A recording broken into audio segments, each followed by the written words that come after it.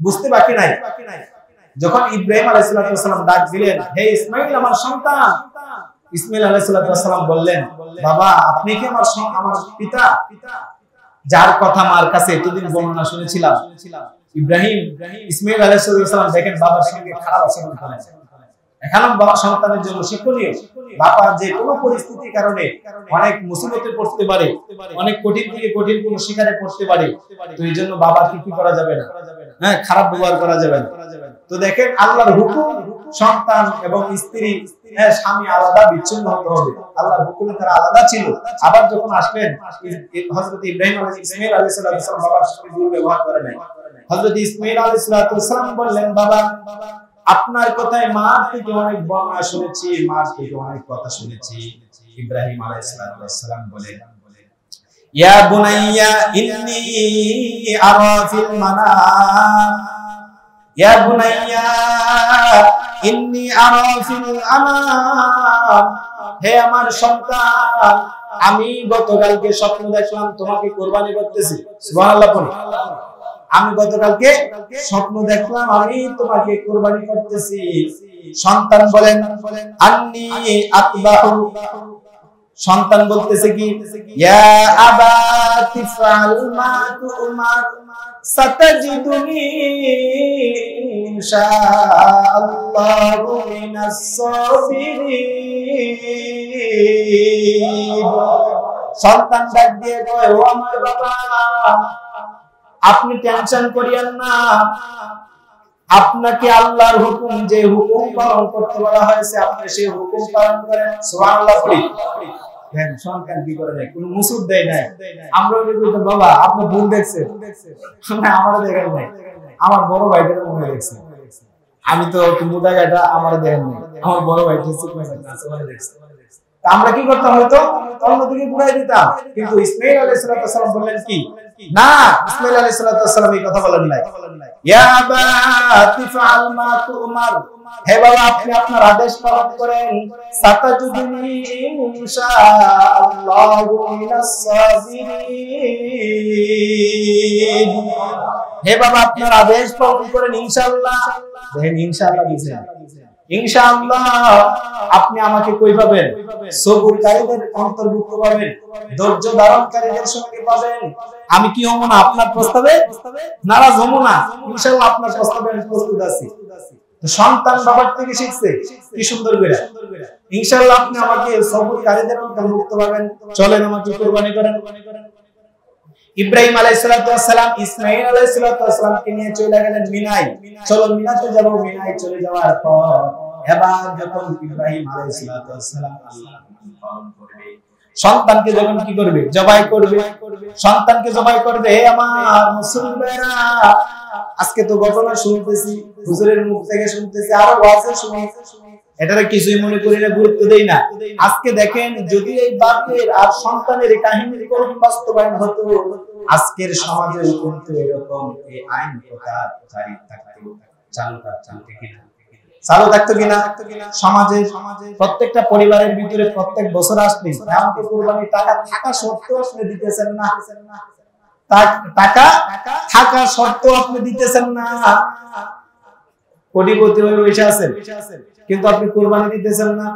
অথচ যদি আপনার এই আইনটা বাস্তবায়ন থাকতো, চালু থাকতো, তাহলে যে সমাজের ভিতরে পরিবারের ভিতরে যে সন্তান প্রত্যেকদিন সিরিয়াল, প্রত্যেক বছর এই বছর এই সিরিয়ালে এখন মনে করেন আমি আসছি, তো আমি পলায় হইলেও কি বাঁচতে পারতাম, পলা হইলেও বাঁচতে পারতাম না। যদিও পলায় যাইতাম, যে সোশ্যাল মিডিয়া বেরিয়েছে আপনারা খুব যে বাবার কাছে বেড়াই দিয়েছে, জবাই করেন, জিলহজ মাসের 10 তারিখে আমি জবাই হয়ে যেতাম, আমি জবাই হয়ে যেতাম, আপনি জবাই হয়ে যেতেন, আপনি কুরবানি হয়ে যেতেন, প্রস্তুতি নিতেন।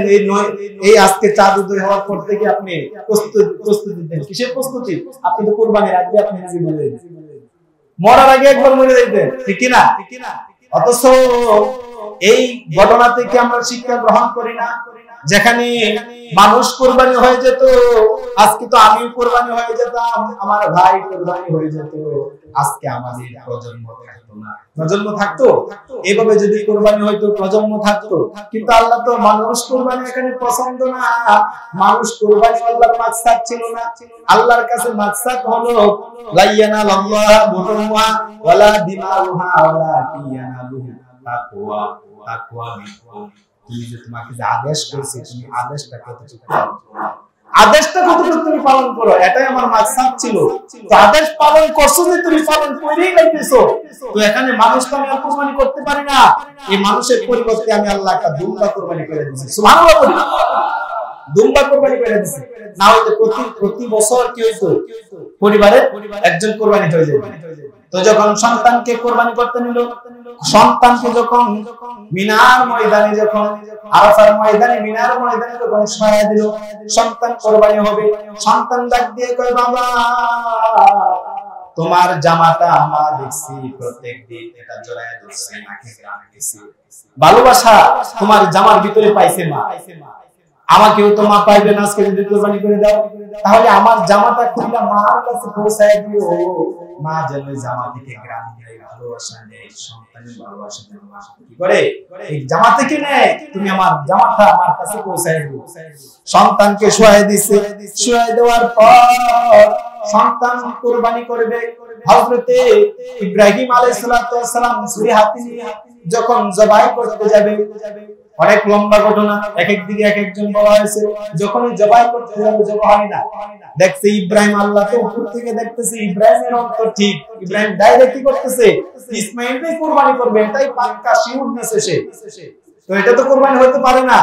যখন এই ছুরি চালাইতে লাগলেন, আল্লাহ ছুরিকে নোটিশ জারি করে দিয়েছে। সুবহানাল্লাহ পড়ি, ছুরিকে কি করছে, নোটিশ জারি করে দিয়েছে। আগুনকে যেমনি আল্লাহ নোটিশ জারি করছিল, আগুনকে ইব্রাহিমের জন্য নোটিশ জারি করছিল, এবার সন্তানের জন্য ছুরিকে আল্লাহ নোটিশ জারি করে দিয়েছে। সুবহানাল্লাহ, সন্তানের জন্য নোটিশ জারি করে দিয়েছে। ছুরি, এই ছুরি তুমি ইসমাইলের গলায় চলতে পারবে না, জবাই করতে দেওয়া হবে না। কিন্তু ইসমাইলের গলায় ছুরি জবাই হচ্ছে না। এই পাথর যখন রাগে ইব্রাহিম আলাইহিস সালাম দিল মারছে, পাথরের মধ্যে গেছে, পাথরটা খন্ড খন্ড হয়ে গেছে। সুবহানাল্লাহ, খন্ড খন্ড হয়ে গেছে, টুকরা টুকরা হয়ে গেছে। ইব্রাহিম আলাইহিস সালাম বলেন, পাথর টুকরা হয়ে গেল, সন্তান কেন কুরবানি হয় না?